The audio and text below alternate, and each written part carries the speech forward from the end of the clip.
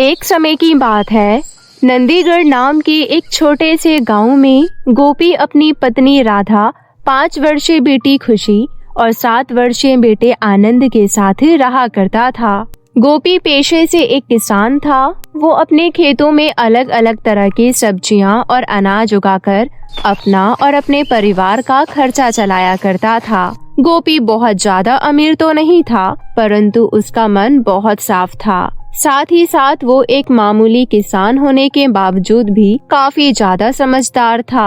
वो कोई भी निर्णय बहुत ही सोच समझ कर लिया करता था। गोपी का एक भाई भी था जिसका नाम नंदन था। नंदन गोपी से कई ज्यादा अमीर था। उसके पास कई सारे खेत थे जिसमें उसने मजदूरों को काम पर रखा हुआ था। वो मजदूरों से काम करवाता था और खुद खेत के बाहर बैठकर सब पर नजर रखता था। नंदन स्वभाव से बहुत ही घमंडी और गुस्सैल किस्म का था। वो हर किसी को अपने से नीचे समझता था और खुद को सबसे उच्च मानता था। इसलिए उसने अपने भाई गोपी से भी लड़ाई कर रखी थी और वो उससे बात भी नहीं करता था। समय इसी तरह बीत रहा था। ऐसे ही एक दिन, अरे आप फिर से मेरे लिए साड़ी ले आए। आप हमेशा मेरे या फिर बच्चों के बारे में सोचते रहते हैं। कभी अपने बारे में भी सोच लिया कीजिए। आपके पास केवल 2 कुर्ते और 2 धोती है जो कि अब बहुत बेकार हो चुके हैं। आपको कितनी बार कहा है कि एक जोड़ी अपने लिए कपड़े ले आइए, लेकिन आप तो मेरी बात सुनते ही नहीं हैं। राधा, तुम्हारी और बच्चों की खुशी देखकर ही मेरी सारी जरूरतें पूरी हो जाती हैं। और हाँ, ये देखो, मैं बच्चों के लिए जलेबियाँ लेकर आया हूँ। जैसे ही वो बाहर से खेल कर आएंगे, ये जलेबियाँ देखते ही देखना दोनों कैसे खुशी के मारे उछल पड़ेंगे। गोपी हमेशा अपने परिवार की खुशी में ही खुश हो जाया करता था। उसके अंदर स्वार्थ नाम की बिल्कुल भी चीज नहीं थी। अपने खेत की सब्जियां और अनाज बेचकर गोपी को हर साल इतना धन मिल जाता था कि उसका साल भर का खर्चा अच्छे से निकल जाता था। परंतु 2 वर्ष से लगातार खेती के समय बारिश होने के कारण गोपी की फसल अच्छी नहीं हो पा रही थी। इसलिए उसे अपनी फसल से इतना पैसा नहीं मिल पा रहा था कि वो अपना परिवार अच्छे से चला सके, जिस कारण उसे गांव के जमींदार से कर्ज लेना पड़ जाता है। ना जाने भगवान क्या चाहता है। अगर ऐसा ही चलता रहा तो हम लोग तो कर्जे में डूबते जाएंगे। पहले कभी हमने अपना घर चलाने के लिए कर्जा नहीं लिया था, परंतु इस बारिश के कारण अब ये दिन भी देखने पड़ गए। चिंता मत करो राधा, भगवान इतने क्रूर नहीं है। मैंने इस बार बहुत अच्छे से बीज बोए हैं। अगर बारिश सही मात्रा में हुई तो इस बार हमें अच्छा मुनाफा हो सकता है। मैं उम्मीद करती हूँ कि ऐसा ही हो। राधा और गोपी बहुत ही उम्मीद लगाकर इस बार बारिश के सही मात्रा में होने की राह देखते हैं, लेकिन इस बार भी बारिश अपना विकराल रूप दिखाती है, जिस वजह से गोपी की खेती एक बार फिर से बर्बाद हो जाती है। क्या हुआ पापा, आप इतने परेशान क्यों लग रहे हैं? कुछ नहीं बेटा, मैं ठीक हूँ। जाओ तुम भैया के साथ जाकर पढ़ाई करो। खुशी वहाँ से चली जाती है, परंतु तभी वहाँ पर राधा आ जाती है। अब क्या होगा जी? हमने तो इस बार की फसल से कितनी उम्मीदें लगाई थी। सोचा था अगर फसल अच्छी हो गई तो जमींदार का कर्जा चुकता कर देंगे, लेकिन सब बर्बाद हो गया। तुम चिंता मत करो राधा, फसल को नुकसान जरूर हुआ है, परंतु फसल पूरी तरीके से बर्बाद नहीं हुई। अगर अभी भी मैं फसल को सही तरीके से निकाल लूं तो मुझे उसके बदले कुछ धन तो मिल ही जाएगा। चलो मैं खेत पर से होकर आता हूँ। चलिए, मैं भी आपके साथ चलती हूँ, आपकी थोड़ी मदद हो जाएगी। ठीक है, तुम थोड़ी देर बाद खेत पर आ जाना। मैं अभी यहाँ से जमींदार के यहाँ होते हुए जाऊँगा। ठीक है। ऐसा कहकर गोपी घर से निकल जाता है और जमींदार के पास जाता है और उन्हें जल्द से जल्द कर्जा चुकाने का आश्वासन देता है और फिर खेतों पर चला जाता है। गोपी अपने खेत का निरीक्षण कर ही रहा होता है कि तभी वो देखता है कि एक झाड़ के अंदर एक पक्षी फड़फड़ा रहा है। अरे, ये बेचारा पक्षी इस कटीले झाड़ में कैसे फंस गया? मुझे इसे आराम से यहाँ से निकालना होगा, वरना ये बुरी तरह घायल हो जाएगा। ऐसा कहकर गोपी बहुत ही आराम से उस पक्षी को उस झाड़ी से निकालता है और फिर अपने हाथों से ऊपर की तरफ करके उसे उछाल कर उड़ा देता है। जैसे ही वो पक्षी ऊपर उड़ता है, वो एक देवता का रूप ले लेता है। ये कैसा चमत्कार है? हैरान मत हो गोपी, मैं देवलोक का देवता हूँ। मैं पृथ्वी लोक पर भ्रमण करने आया था, परंतु मैंने एक ऋषि की तपस्या भंग कर दी। इसलिए उस ऋषि ने मुझे श्राप दे दिया कि मैं एक पंछी बन जाऊंगा और एक ही जगह पर हमेशा के लिए फंस जाऊंगा, और मैं तब तक वहाँ से बाहर नहीं आ सकता जब तक कोई मनुष्य दया भाव दिखाकर मुझे वहाँ से बाहर ना निकाले। सच में तुमने मेरी जान बचाई है। अगर तुम ना होते तो शायद मैं यहाँ छटपटाते हुए ही मर जाता। इसमें धन्यवाद करने की क्या बात है? मनुष्य अगर मानवता नहीं दिखाएगा तो वो मनुष्य किस बात का? सच में गोपी, मैं तुमसे बहुत ही ज्यादा प्रसन्न हूँ, इसलिए मैं तुम्हें एक वरदान देना चाहता हूँ। बताओ तुम्हें क्या चाहिए? गोपी कुछ देर सोचता है और फिर कहता है, पूज्य देवता, कई वर्षों से मेरी फसल बारिश के कारण बर्बाद हो रही है, इसलिए मैं चाहता हूँ कि मेरी फसल हीरे की हो जाए ताकि उसे बारिश की वजह से कोई नुकसान ना पहुँचे। तथास्तु, अब बस कल का इंतजार करो। इसके बाद वो देवता वहाँ से अदृश्य हो जाते हैं और फिर कुछ ही देर बाद वहाँ राधा भी पहुँच जाती है। गोपी राधा को सारी बात बताता है। पहले तो राधा को गोपी की बात पर विश्वास नहीं होता, परंतु गोपी की आंखों में राधा को सच्चाई दिखाई देती है, इसलिए वो गोपी की बात मान लेती है। कुछ देर वो लोग खेत में काम करते हैं और फिर वो अपने घर आ जाते हैं। फिर अगले दिन सुबह सुबह गोपी और राधा खेत पहुंच जाते हैं, परंतु जब गोपी और राधा अपना खेत देखते हैं तो उनका सारा जोश ठंडा पड़ जाता है, क्योंकि उनकी फसल वैसी की वैसी ही थी, उसमें कोई भी फर्क नहीं आया था। ऐसा कैसे हो सकता है? देवता का वरदान विफल कैसे हो सकता है? कोई बात नहीं जी, आप चिंता मत कीजिए, सब ठीक होगा। अभी जो हमारी बची हुई फसल है हम उस पर ध्यान देते हैं। बेचारा गोपी काफी उदास हो जाता है और फिर जो फसल बारिश के प्रकोप से बच गई थी उस फसल को काटने लग जाता है। परंतु जैसे ही गोपी एक एक करके फसल काटने लगता है, हर एक पौधे के अंदर से बहुत सारे चमकते हुए पत्थर गिरने लग जाते हैं। गोपी वो पत्थर राधा को दिखाते हुए कहता है, राधा, ये देखो, ये पत्थर कितने चमक रहे हैं। ऐसा लग रहा है कि जैसे ये असली हीरे हैं। शायद आपने जो देवता से वरदान मांगा था ये उसी का फल है। हाँ राधा, तुम बिल्कुल सही कह रही हो। इसके बाद वो लोग बची हुई फसल भी काट लेते हैं और सारे हीरों को एक बहुत बड़ी बोरी में भर लेते हैं और फिर गोपी उस बोरी को अपने कंधे पर रखकर घर ले आता है। जब गोपी घर आ रहा होता है तभी रास्ते में उसके भाई नंदन की नजर गोपी पर पड़ जाती है। तभी नंदन देखता है कि गोपी के पीठ पर जो बोरी है उसके अंदर से कोई चीज चमक रही है। ये देखकर नंदन थोड़ा हैरान रह जाता है और चुपके से गोपी और राधा का पीछा करने लग जाता है। फिर गोपी घर पहुंचकर उस बोरी में से एक हीरा निकालता है। राधा, तुम यहीं रुककर इन हीरों की रखवाली करो। मैं सुनार की दुकान पर जाता हूँ और उनसे पता करता हूँ कि ये हीरे असली हैं या नकली, और अगर असली है तो इनकी क्या कीमत है। ठीक है। इसके बाद गोपी सुनार के पास जाता है। सुनार गोपी को बताता है कि ये हीरे बहुत ही कीमती है, साथ ही साथ असली भी है। ये सुनकर गोपी बहुत खुश होता है और घर आकर राधा को सारी बात बताता है। अगर एक हीरे की कीमत इतनी ज्यादा है तो ये सारे हीरे तो बहुत ज्यादा कीमती होंगे, इससे तो हम बहुत ज्यादा अमीर हो जाएंगे। हाँ राधा, तुम बिल्कुल सही कह रही हो। गोपी और राधा की ये सारी बात नंदन खिड़की के पीछे छुपकर सुन रहा होता है।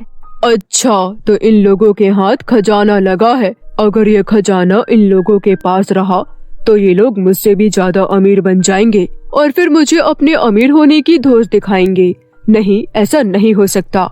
मैं इन्हें अपने से ज्यादा अमीर बनता हुआ नहीं देख सकता। नंदन अपने घमंड में चूर होकर एक योजना बनाता है और रात को गोपी के घर में घुस जाता है और उस हीरो की बोरी को लेकर वहां से बाहर निकलता है। हीरो की बोरी नंदन के कंधे पर होती है। तभी उसे कुछ चुभन सी महसूस होती है, जिसके बाद वो उस बोरी को नीचे रख देता है। जैसे ही वो उस बोरी को नीचे रखता है, उस बोरी के अंदर से हीरे की जगह बहुत सारे बिच्छू निकलने लग जाते हैं। ये सब क्या है? इस बोरी में तो हीरे होने चाहिए थे, इस बोरी में बिच्छू कहाँ से आ गए?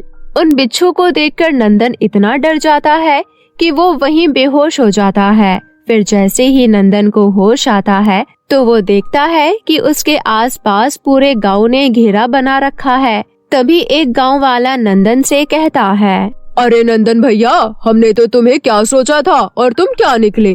तुमने अपने ही भाई के घर चोरी की। छी छी छी, बोलते हुए भी शर्म आती है।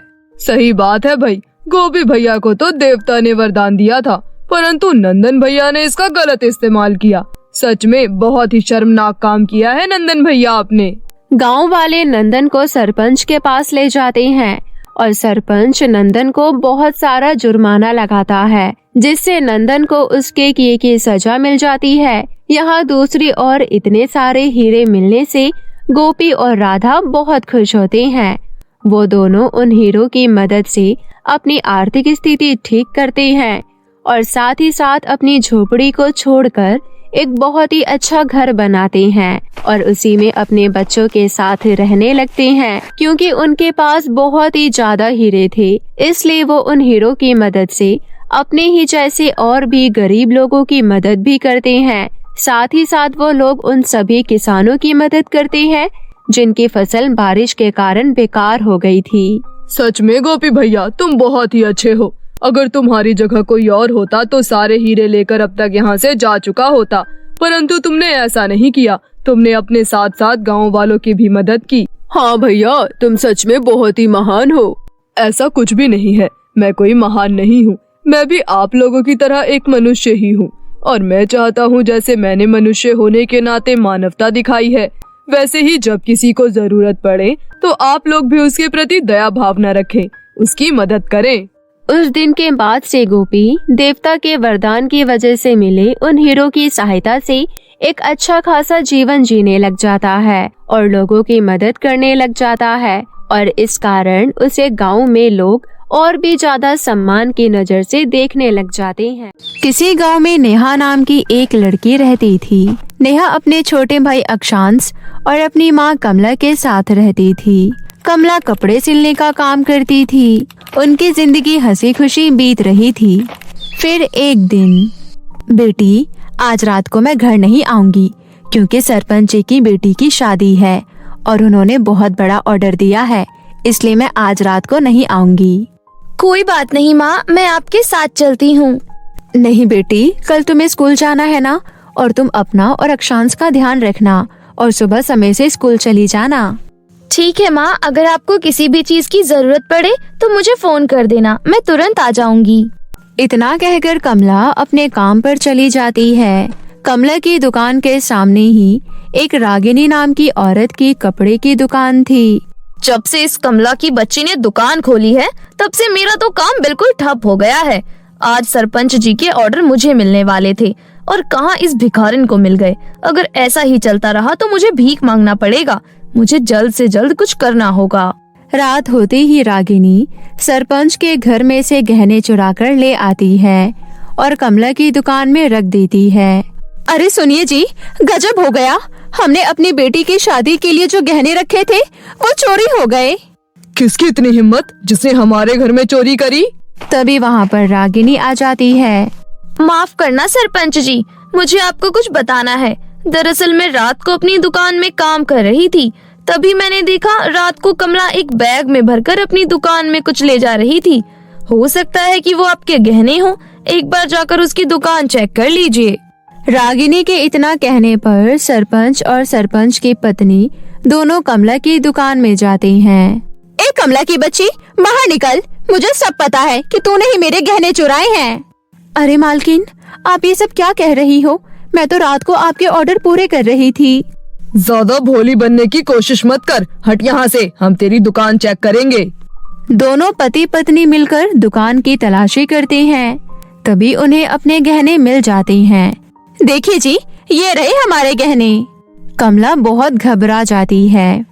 मालकिन, मुझे सच में नहीं पता कि ये गहने कहाँ से आए हैं। मैं सच बोल रही हूँ, मैंने आपके कोई गहने नहीं चुराए।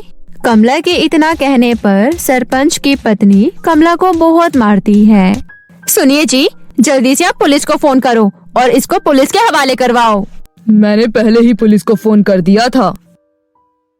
थोड़ी देर बाद पुलिस भी वहां पर पहुंच जाती है और कमला को पकड़कर जेल में डाल देती है। वो सब देखकर रागिनी बहुत खुश होती है। तभी एक औरत नेहा के पास जाती है और कहती है, नेहा बेटी, गजब हो गया, तुम्हारी माँ को पुलिस पकड़ कर ले गई है। भला मेरी माँ को पुलिस क्यों ले जाएगी? मैंने सुना है कि कमला ने सरपंच के घर में से गहने चोरी करे हैं। दोनों भाई बहन भागते भागते पुलिस थाने जाते हैं। पुलिस अंकल, एक बार हमें हमारी माँ से मिलने दीजिए, हम आपके सामने हाथ जोड़ते हैं। ठीक है, लेकिन 5 मिनट के लिए। उसके बाद इस पुलिस स्टेशन में बिना सबूत के वापस मत आना।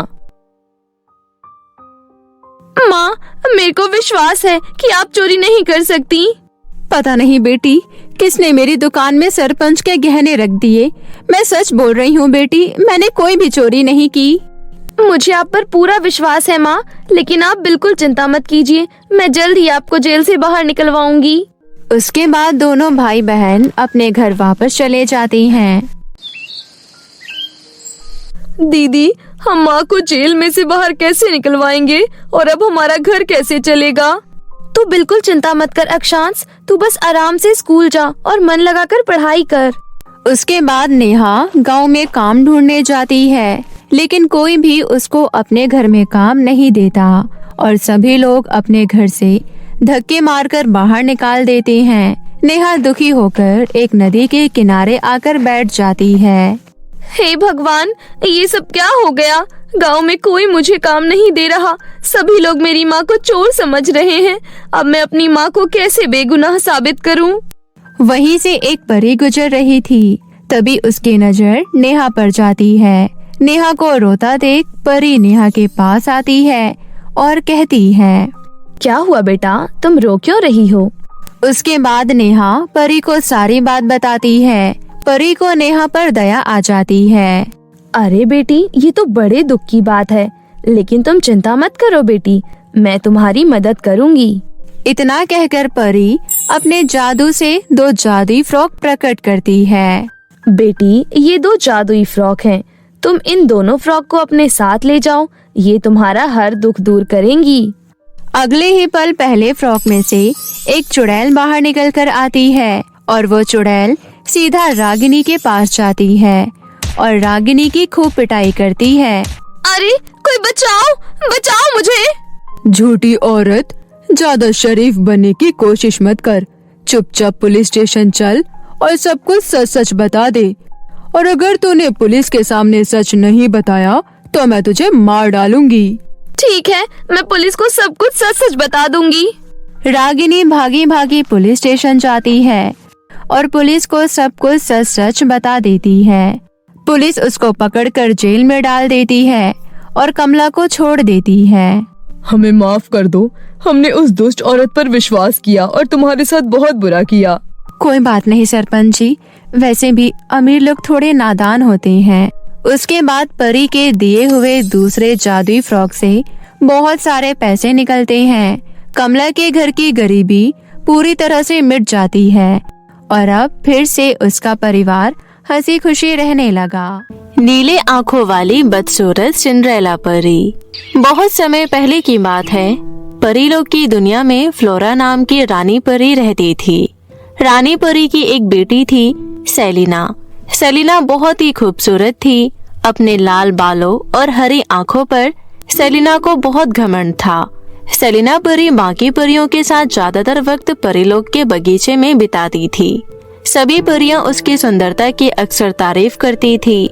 सेलिना परी को अपनी सुंदरता की तारीफ सुनना बेहद पसंद था। गुजरते वक्त के साथ सेलिना परी का घमंड भी बढ़ता चला गया।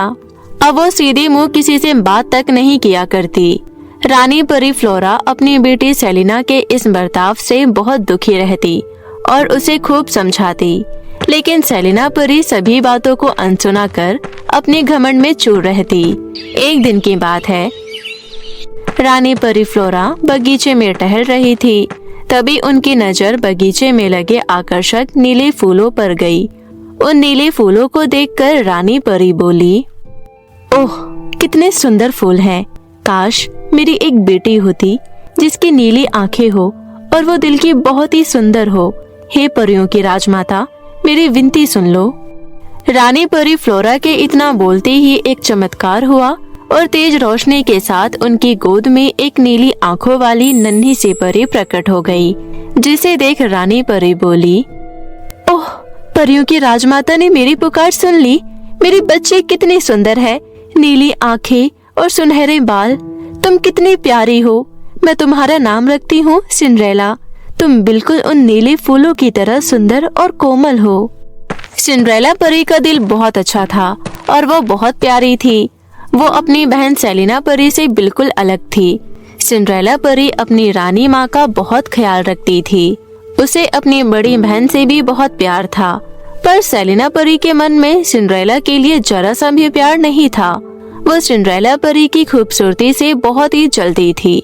सेलिना परी हमेशा इस बात का ध्यान रखती थी कि सिंड्रेला परी कभी भी महल से बाहर ना जाए, ताकि कोई भी सिंड्रेला परी की खूबसूरती ना देख पाए। इसलिए वो सिंड्रेला परी को बाहर जाने से रोका करती और उससे हमेशा झूठ बोलती। तुम कभी महल से बाहर कदम मत रखना, क्योंकि तुम्हें पता नहीं, अगर तुम बाहर जाओगी तो लोग तुम पर काला जादू कर देंगे। सिंड्रेला परी अपनी बहन की हर बात मानती थी। वो वही करती जो वो कहती थी। रानी परी फ्लोरा भी यही चाहती थी कि सिंड्रेला परी महल से बाहर ना जाए, क्योंकि उन्हें डर था कि कहीं सिंड्रेला परी भी सेलिना परी की तरह घमंडी ना बन जाए। एक दिन की बात है, सिंड्रेला परी राजमहल के बगीचे में खेल रही थी। तभी उसने एक प्यारी सी तितली को बगीचे में उड़ते हुए देखा। वाओ, कितनी प्यारी तितली है। मैंने इससे पहले इतनी खूबसूरत तितली कभी नहीं देखी। ये कहते हुए सिंड्रेला उस तितली का पीछा करने लगी। वो आकर्षक तितली की खूबसूरती में इतना खो गई कि उसे पता ही नहीं चला कि वो कब परी महल से बाहर दूर निकल गई। लेकिन कुछ ही पल में वो तितली गायब हो गई। अरे, वो तितली कहाँ गई? अभी तो यही थी। सिंड्रेला परी यहाँ वहाँ हैरानी से उस तितली को ढूंढ ही रही थी कि तभी परीलोक की परियों ने सिंड्रेला परी को चारों ओर से घेर लिया और उसकी खूबसूरती की तारीफ करने लगे। ये देख सिंड्रेला परी घबरा गई। मुझे महल वापस लौट जाना चाहिए, माँ मेरा इंतजार कर रही होगी। ये कहते हुए सिंड्रेला परी महल की ओर जाने लगी, लेकिन सिंड्रेला परी महल जाने का रास्ता भूल गई और गलत दिशा की ओर जा पहुंची। वो बहुत डरी हुई थी, क्योंकि वो एक सुनसान जंगल में पहुंच गई। वो जल्दबाजी में अपने कदम बढ़ा रही थी कि तभी अचानक वो एक गहरे सुरंग में जा गिरी। कोई बचाओ मुझे! लेकिन उस जंगल में उसकी मदद करने वाला कोई नहीं था। वो इतना गहरा सुरंग था कि वो नीचे और नीचे जाती रही। वो मदद के लिए चिल्लाती रही, लेकिन कुछ देर बाद वो बेहोश हो गई और जब उसे होश आया तो उसने देखा कि वो ऐसी जगह थी जहाँ अजीब किस्म के पेड़ पौधे और फूल दिखाई दे रहे थे। मैं कहाँ आ गई हूँ? ये जगह बहुत ही अजीब है। सिंड्रेला परी उस अजीब जगह में इधर उधर भटक रही थी कि तभी उसे एक खूबसूरत हवेली दिखाई दी, जहाँ सुमोना नाम की एक बुरी जादूगरनी रहती थी। सिंड्रेला परी घबराते हुए हवेली के अंदर दाखिल होने ही वाली थी कि तभी सुमोना जादूगरनी उसके सामने प्रकट हुई और बोली, कौन हो तुम? वहीं रुक जाओ। मेरा नाम सिंड्रेला परी है। मैं दरअसल एक गहरी सुरंग में गिर गई थी और यहाँ पहुँच गई। मैं वापस अपने महल जाना चाहती हूँ। प्लीज मेरी मदद कीजिए। मदद? मैं भला तुम्हारी मदद क्यों करूँ? मैं आपके बहुत काम आ सकती हूँ। मुझे घर का सारा काम करना आता है। मैं आपका सारा काम करूँगी। बस आप मुझे वापस महल जाने का रास्ता बता दीजिए। सिंड्रेला परी की बात सुन जादूगरनी सुमोना मन ही मन में सोचने लगी कि उसे मुफ्त में एक नौकरानी मिल जाएगी। फिर वो बोली, ठीक है, तुम कुछ दिन मेरे यहाँ काम करो। अगर मुझे तुम्हारा काम अच्छा लगा तो मैं तुम्हें वापस परी महल भेजने में तुम्हारी मदद करूँगी। अच्छा ठीक है, मुझे आपकी बात मंजूर है। पर मेरी एक और शर्त भी है।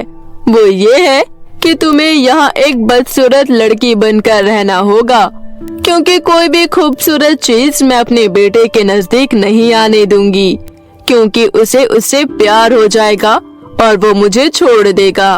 लेकिन रात को मेरे बेटे के सो जाने के बाद तुम अपने असली रूप में वापस आ जाओगी। ये सुन सिंड्रेला परी थोड़ा हिचकिचाई और जादूगरनी की बात मान गई। फिर जादूगरनी ने उस पर काला जादू किया और वो देखते ही देखते नीली आंखों वाली बदसूरत लड़की में बदल गई। अब यहाँ खड़ी क्यों हो? जाओ और जाकर मेरे बेटे का कमरा साफ करो। सिंड्रेला ने हाँ में सिर हिलाया और जैसे ही वो महल के अंदर गई तब उसने खाने के टेबल पर एक सुंदर नौजवान को खाना खाते हुए देखा। सिंड्रेला वहाँ रुकी और उसे देखने लगी। तभी वहाँ अचानक से जादूगरनी सुमोना प्रकट हुई और सिंड्रेला से बोली, तुम यहाँ खड़ी खड़ी क्या कर रही हो? तुम्हें मैंने मेरे बेटे की कमरे की सफाई करने के लिए कहा था। पर आप यहाँ अचानक कैसे? आप तो हवेली के बाहर थी ना? लगता है तुम भूल गई, मैं जादूगरनी हूँ, मैं कहीं भी आ जा सकती हूँ और ये मेरा बेटा विराट है। अब जाओ यहाँ से और जाकर जो काम कहा है वो करो। जी जादूगरनी, जा रही हूँ। जब सिंड्रेला कमरे में जा रही थी तब उसने उन दोनों की बातें सुन ली। माँ, क्या मैं कल बाहर घूमने जा सकता हूँ? मैं सच में बाहर की दुनिया देखना चाहता हूँ। नहीं बेटा, मैंने तुम्हें कितनी बार कहा है, मैं तुम्हें खोना नहीं चाहती। मुझे डर है अगर तुम बाहर गए तो तुम मुझे छोड़ दोगे। अगले कुछ दिन सिंड्रेला ने जादूगरनी सुमोना के घर में एक नौकरानी की तरह काम किया। धीरे धीरे वो विराट की ओर आकर्षित हो गई और मन ही मन उसे पसंद करने लगी। वो सारा दिन भर जादूगरनी के बेटे विराट के बारे में सोचती रहती। जादूगरनी का बेटा कितना सुंदर है, काश मैं उसे अपने हाथों से एक खूबसूरत फूलों की माला दे पाती। ऐसा सोचकर सिंड्रेला ने एक दिन बगीचे में जाकर रंग बिरंगे फूलों की एक माला बनाई और रात होने का इंतजार करने लगी। रात को जादूगरनी सुमोना के सो जाने के बाद सिंड्रेला अपने असली रूप में आकर फूलों की माला लिए चुपचाप विराट के कमरे में दाखिल हुई। फिर फूलों की माला विराट के तकिए के पास रख उसे निहारने लगी और फिर चुपचाप वहां से चली गई। अगले दिन सुबह जब विराट सोकर उठा तो उसे लगा जैसे उसने कोई सपना देखा। बड़ी अजीब बात है, आज मैंने सपने में एक नीली आंखों वाली परी को देखा। उसने मुझे फूलों की माला दी थी। ये कहते हुए विराट की नजर तकिए के पास रखी फूलों की माला पर गई। उन फूलों की माला को देख विराट ने कहा, ओह, इसका मतलब वो सपना नहीं था, वो सचमुच की परी थी। मैं अभी जाकर नीली आंखों वाली परी को ढूंढूंगा जिसने मुझे ये सुंदर माला दी है। इतना बोलकर विराट अपनी जादूगरनी माँ को बिना बताए चुपचाप घोड़े पर सवार हुआ और नीली आंखों वाली परी को ढूंढने के लिए पहली बार हवेली के बाहर कदम रखा। काफी दूर चलने के बाद वो मन ही मन बोला, मुझे पता है वो परी मेरी हवेली के आसपास तो बिल्कुल भी नहीं होगी। मुझे उसे ढूंढने के लिए बहुत दूर जाना होगा। विराट अपने सपनों की राजकुमारी नीली आंखों वाली परी को ढूंढने काफी दूर निकल गया। दूसरी ओर सिंड्रेला ने विराट को हवेली से निकलते देख लिया था। वो भी विराट का पीछा करते करते जंगल से दूर नदी किनारे जा पहुंची। इत्तेफाक से सेलिना परी नदी किनारे अकेले ही पानी में अपनी छवि निहार रही थी। अपनी बहन सेलिना को देख सिंड्रेला फौरन उसके पास गई और बोली, मेरी प्यारी बहन, अच्छा हुआ तुम मुझे मिल गई। मैं सिंड्रेला हूँ। क्या कहा? तुम सिंड्रेला हो? पर तुम इतनी बदसूरत कैसे हो गई? ये सब जादूगरनी के काले जादू की वजह से हुआ है। प्लीज इस काले जादू को तोड़ दो। सेलिना अपनी बहन सिंड्रेला को एक बदसूरत लड़की में देखकर बहुत खुश थी, क्योंकि वो इस दुनिया की सबसे खूबसूरत परी बनकर रहना चाहती थी। वो बोली, मैं तुम्हारी मदद क्यों करूं? जाओ यहाँ से। मेरी प्यारी बहन, प्लीज मेरी मदद करो, मुझे रानी माँ के पास ले चलो।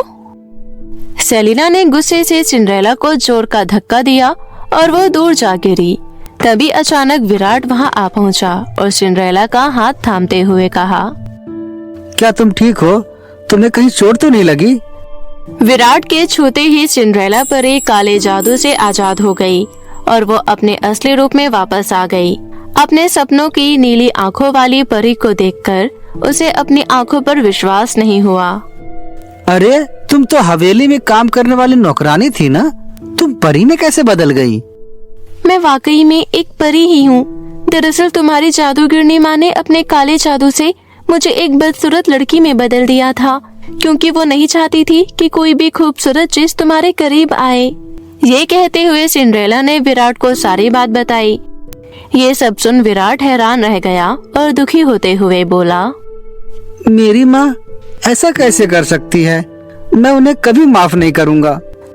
माना कि तुम्हें बुरा लग रहा है, लेकिन तुम तभी खुश रह सकोगे जब तुम उन्हें माफ कर दोगे। सिंड्रेला को पहले जैसा खूबसूरत देख नदी किनारे खड़ी सेलिना गुस्से से तिलमिला गई। तभी अचानक उसका संतुलन बिगड़ा और वो नदी में जा गिरी और डूबने लगी। अपनी बहन को मुसीबत में देख सिंड्रेला नदी में कूद गई और सेलिना को डूबने से बचा लिया। सेलिना पुरी को अपने किए पर बहुत अफसोस हुआ और उसने रोते हुए सिंड्रेला से माफी मांगी। तब सिंड्रेला बोली, मुझे पता है मेरी प्यारी बहन सेलिना, तुम्हारे दिल के कोने में मेरे लिए बहुत प्यार छुपा है। मैं जानती हूँ मेरी बहन दुनिया की सबसे प्यारी बहन है। ओह मेरी प्यारी बहन, मैं अपनी खूबसूरती के घमंड में इतनी चूर हो गई थी कि तुमसे हमेशा जलती रही। मुझे माफ कर दो मेरी बहन। ये कहते हुए सेलिना ने सिंड्रेला को गले से लगा लिया। इस तरह दोनों बहनें एक हो गई और वहीं विराट ने भी हवेली लौटकर अपनी माँ से बात की। जादूगरनी सुमोना को भी अपने किए पर पछतावा हुआ और उसने भी अपने बेटे से माफी मांगी। कोई बात नहीं माँ, मेरे दिल में हमेशा आपके लिए प्यार रहेगा। इस तरह सब कुछ ठीक हो गया। फिर विराट और सिंड्रेला परी ने एक दूसरे को अपने दिल का हाल बताया और बड़ी ही धूमधाम से दोनों की शादी हो गई। दूसरी तरफ सेलिना परी का स्वभाव बिल्कुल बदल गया। वो अब सबसे प्यार से बातें करने लगी थी और वहीं रानी परी फ्लोरा को अपनी दोनों बेटियों पर बहुत गर्व महसूस हो रहा था। तो देखा दोस्तों आपने, हमें कभी भी खूबसूरती पर घमंड नहीं करना चाहिए। अगर दिल अच्छा होगा तो आप सबको खूबसूरत लगोगे।